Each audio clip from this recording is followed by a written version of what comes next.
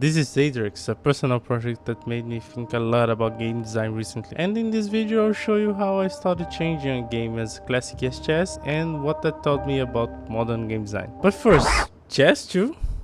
Am I transforming myself into a Chinese general? Not for now. How far can I stretch a classic before it stopped being the game it was, and what makes a game timeless? Or even, how do we bring that into modern game design? But the real question I really thought about was how to actually modernize an ancestral game.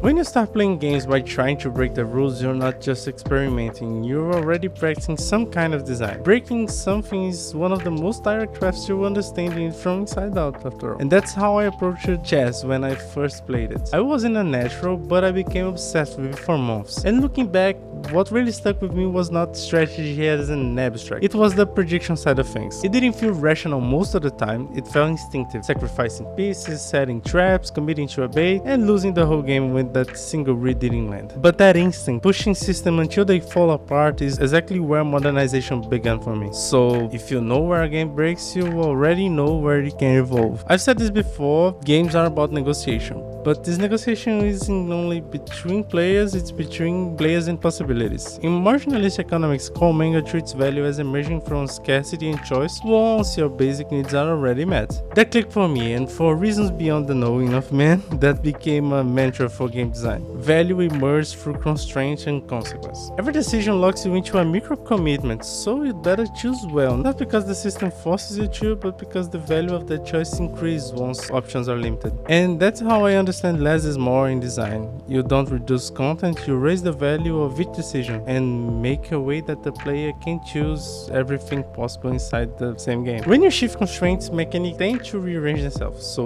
repetition, iteration, recombination goes on and on and on until the meta emerges. And speaking of meta, no more kings, no more queens, no more mage seekers. It all ends now.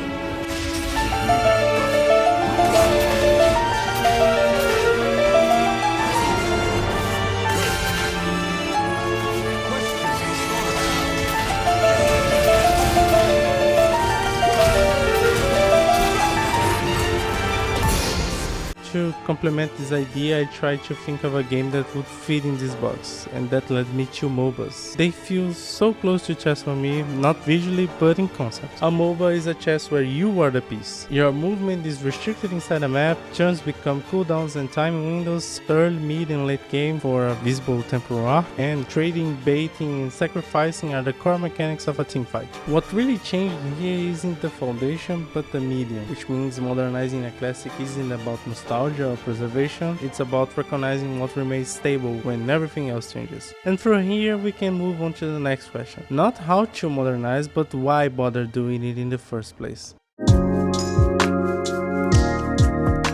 Games were always attention-driven subjects. Look at these medieval chess pieces, look at the carvings, chamfers, and little details in each piece. Visual stimulus was never just decoration, it was some kind of engagement rigging. And as well as we can call it aesthetics, in design terms it is part of the attention economy. If your game cannot invite attention, it cannot sustain engagement, and that's why I'll wait for this game to have more characters and stuff to show it more about it again. And without engagement, everything's doomed to fade away. That's how it works. Modernizing a classic means recalibrating how attention is earned, while keeping the structure that gives that attention some more meaning for the modern times. And I have an example for this. If someday I get into a world that never developed any form of gaming, and the three things I would try at first for teaching them about game design would be based in three basic games from our culture. Chuck and pull to teach them about prediction, dice games, so it's all about luck, and hide and seek, so we can talk about skill. To further elaborate this concept, I made this really simple triad here. The concept behind what I'm trying to explain with this triad is that games try to catch your attention by making you have the illusion of equal chances of winning. If you're skilled enough, you would nearly always win in hide and seek, but you would play most of the time alone, which is not fun. So as obvious as it may sound, losing is part of the game experience. So let's close it all with a practical example. Imagine a friend is making an action RPG. It got procedural levels and and random encounters, which means endless replay in tier list. But you both feel something is missing. He goes and points all the common items that pop up in Game Fuse tier list, but you, now knowing about what I told in this video, suspect that the issue might not be technical, it might be inside the triad balance. If exploration doesn't fit prediction, if loot doesn't modulate luck, and if combat doesn't reward skill, or even if these items don't intersect like an exploration system that rewards your skills like a platform section, or luck like a hidden wall waiting for some random sword thing, the game would probably be fun, but never engaging.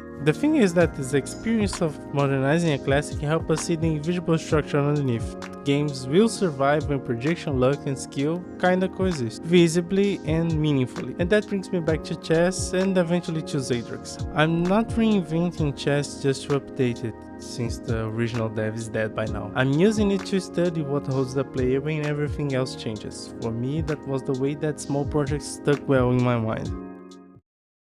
So thank you so much for sticking until the end, and watch this other video about this big game that I'm trying to make.